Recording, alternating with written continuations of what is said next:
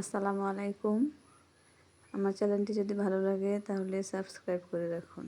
এই যে আজকে আমি রান্না করব মিষ্টি কুমড়োর ডগা, এর সাথে দিয়ে দেব আলু।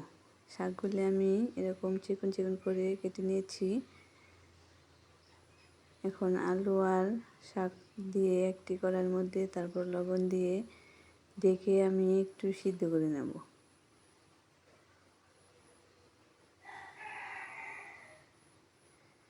দেখেন কত পানি উঠছে, তো কিছুক্ষণ সিদ্ধ করে নেব।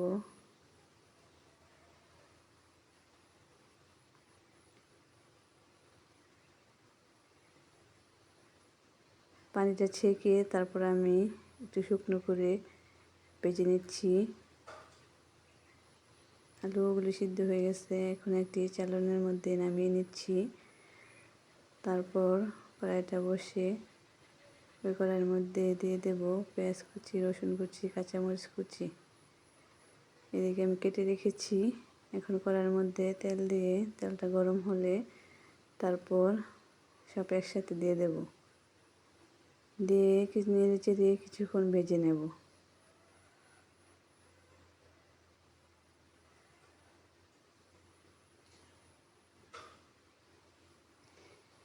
কিছুক্ষণ ভাজার পর যখন এরকম বাদামি কালার হয়ে যাবে তখন আমি শাকগুলি দিয়ে দেব।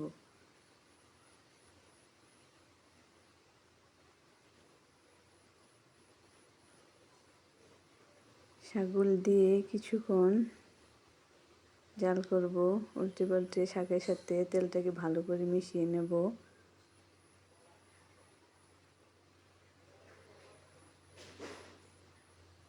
যখন এরকম মেশানো হয়ে যাবে তারপর আমি শাকগুলো নামিয়ে নেব।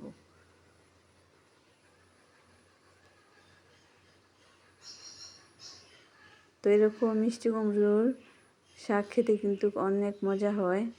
তো দেখেন কতটাই লোভনীয় হয়েছে, দেখতে যতটা লোভনীয় হয়েছে খেতেও কিন্তু অনেক অনেক মজা হয়েছিল। তো যারা যারা আমার ভিডিওটি দেখছেন সবাইকে অসংখ্য অসংখ্য ধন্যবাদ আমার সাথে থাকার জন্য।